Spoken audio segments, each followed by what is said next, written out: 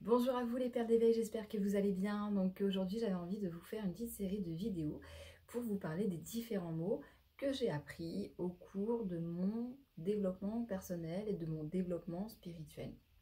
Il y a des petits mots comme ça qui peuvent nous agacer, voilà, tout simplement. Des petits mots comme ancrage, patience ou encore qu'est-ce que l'âme, etc., etc. Donc je vous invite à noter dans les commentaires les petits mots comme ça qui vous perturbent et histoire de faire une réflexion dessus et de pouvoir se détacher justement de l'émotionnel et de comprendre vers quoi ça nous mène.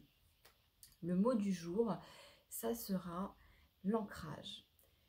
Pourquoi je vous parle d'ancrage? Parce que c'est vrai que c'est les premiers mots qu'on m'a sortis lorsque j'ai commencé à faire du développement spirituel, lorsque j'ai commencé à comprendre qu'on avait des énergies, qu'on pouvait faire un travail sur soi, sur un autre plan, qu'on pouvait aller dans des lieux et ressentir des fréquences, etc., etc. Donc tous ces mots-là, je vais vous les expliquer au fur et à mesure des vidéos que je vais vous présenter. Voilà. Mais s'il y a d'autres mots qui vous paraissent important de comprendre, hein, je vous invite vraiment à les noter dans la barre d'infos.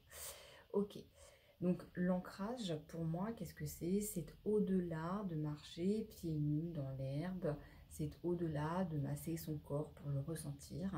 Pour moi, l'ancrage, ce que j'en ai compris, après plusieurs années et plusieurs soins avec différents thérapeutes, c'est l'ancrage de l'âme, de sa sagesse dans le corps qui nous permet de matérialiser. C'est-à-dire que vous avez à la fois la capacité à pouvoir recevoir des informations, des messages.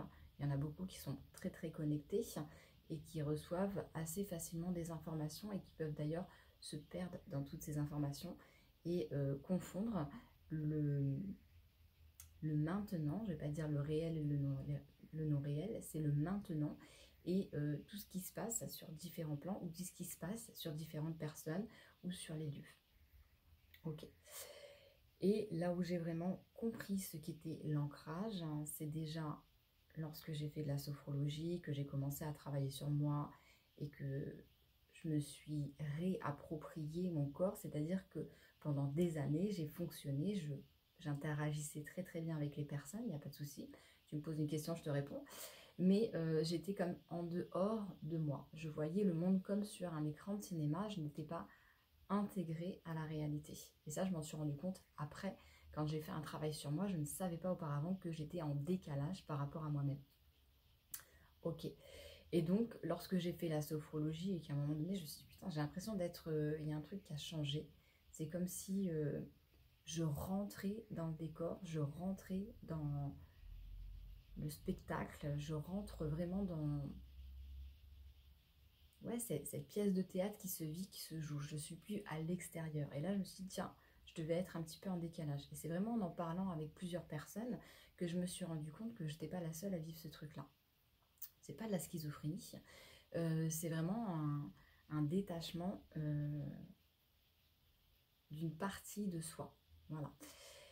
Ensuite, je l'ai encore plus ressenti lorsque j'ai fait une régression karmique. J'en avais déjà parlé dans une de mes vidéos.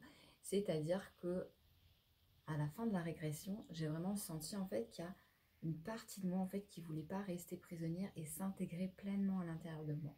Et c'est ça qui fait qu'on va manifester. Et c'est ça qui nous permet vraiment de se réaliser et d'aller là où on a besoin d'aller. C'est-à-dire qu'on peut avoir l'information de qu'est-ce que je dois faire, comment je dois me protéger, qu'est-ce que je dois mettre en place. Mais si ce n'est pas intégré à l'intérieur de soi, si ça reste là, en décalé, ça ne va pas se manifester. Et donc on peut voir tous les thérapeutes qu'on veut et se dire, ah, putain, mais je sais ce que j'ai à faire, pourtant je fais des actions pour, finalement ça ne se manifeste pas, c'est qu'il y a encore une blessure qui fait que l'âme n'a pas envie d'intégrer complètement et qu'elle veut rester encore un petit peu libre, on va dire ça comme ça, même si on est toujours rattaché à notre âme, il y a quand même un emboîtement qui doit se faire et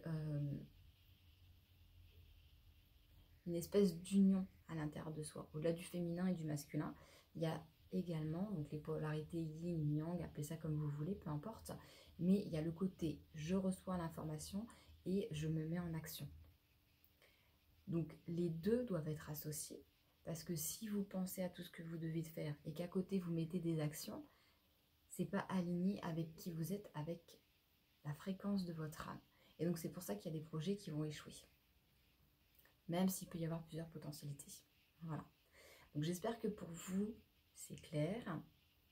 Si vous avez des questions, n'hésitez pas à les poser. Je vous répondrai avec, non pas la vérité du monde universel, mais ma vérité, ce qui permet également de pouvoir retrouver la vôtre et de vous faire une opinion.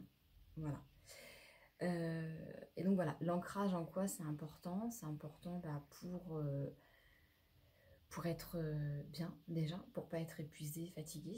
C'est important pour avoir conscience de ce que nous sommes, de ce que nous aimons faire, avec qui nous aimons partager, qu'est-ce qu'on a envie de déployer, qu'est-ce qu'on a envie de manifester. C'est-à-dire que parfois, on peut penser qu'on est dans notre chemin propre, alors qu'en fait c'est une réalisation de la famille, quelqu'un qui a échoué et du coup on reprend ça pour lui faire honneur quelque part. Mais notre vrai projet à nous, notre vrai projet à nous comme à notre âme, il est peut-être autre. Voilà. Sur ce, je vous souhaite une excellente journée ou soirée en fonction du moment auquel vous regardez cette vidéo. Et je vous dis à demain.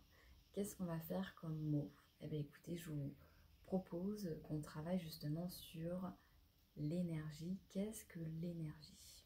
Je vous fais de grosses bises. Ciao.